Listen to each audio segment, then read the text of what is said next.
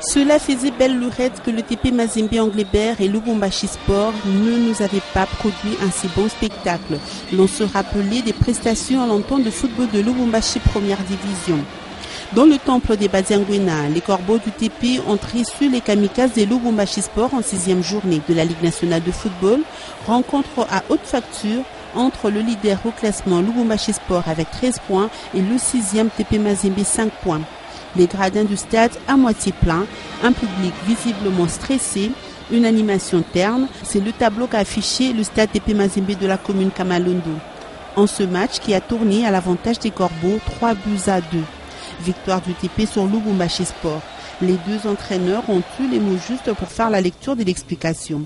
Pour Baudouin Lefombo, il ne reproche rien à ses poulains, peut-être que la chance a manqué. La plupart de ces joueurs sont des joueurs qui sont venus d'un niveau plus bas. Donc le public d'aujourd'hui, ça a joué aussi là-dedans, comme ça n'a pas joué aussi là-dedans. Tout ça se joue par le moral des joueurs. Mais je crois que mes enfants ont bien presté cet après-midi. Je ne peux que les féliciter, malgré qu'on a perdu le match. Patrice Carteron, quant à lui, il lui manque un bon milieu offensif. Il revient encore sur l'état d'opportunité de marquer qu'a souvent le TP Mazembe, mais mal négocié. Aujourd'hui, je pense qu'on a eu encore une bonne dizaine d'occasions nettes, avec beaucoup de manqués devant le but, y compris à la fin. On sent que sur la saison, on peut pas sur une saison, notamment en Champions League, rater autant d'occasions. C'est pour ça qu'on a eu aussi une réflexion qui est, est-ce que dans notre effectif, on a des joueurs aujourd'hui capables d'être plus décisifs? En ce qui me concerne, je pense qu'on avait également besoin de 109. C'est pour ça que pour l'instant, on a déjà entamé notre campagne de recrutement avec ces deux joueurs ivoiriens, un milieu défensif et le meilleur joueur du championnat ivoirien qui nous avait fait vraiment forte impression quand on avait joué contre le CD Sport, qui est également un très bon buteur. Mais c'est vrai que les matchs se résument au résultat et quand on cumule le nombre d'occasions qu'on se crée systématiquement à chaque match, je pense que contre le Bosco, c'était encore autre chose, c'était encore pire.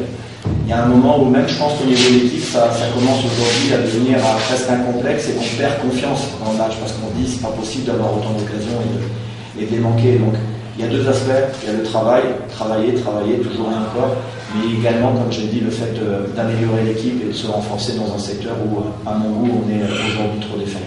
Il a également apprécié les prestations de Toussilou Bazola et Joseph Kamwendo.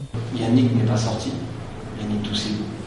Parce qu'il y a eu on s'est arrêté à ce moment-là parce que Renfort Calaba, sur une action, a ressenti quelque chose. On a pensé que c'était les adducteurs. Donc il y a eu un imbroglio, on va dire, à ce moment-là, mais le public a le droit de manifester. Yannick a fait un très bon match, je suis très content. Je l'avais dit depuis son arrivée ici. Joseph Kamwendo a un style de jeu où il aime toucher beaucoup le ballon. Et souvent, c'est vrai que notre public aimerait qu'on aille à chaque fois très vite vers l'avant, parce qu'on n'a pas toujours la possibilité de le faire. Mais en tout cas, quand on est dans une spirale comme la nôtre, pour l'avoir vécu en tant que joueur ou comme entraîneur, on est sur plusieurs résultats totalement négatifs où on a l'impression que rien ne nous sourit, on a tout contre soi.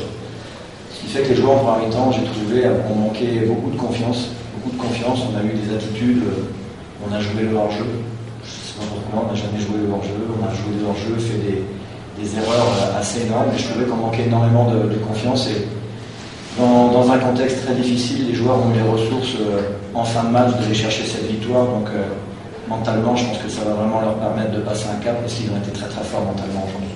3 points de plus pour les TP. À 8 points, les Corbeaux se relancent. Lubumbashi Sport garde son fauteuil de leader avec 13 points.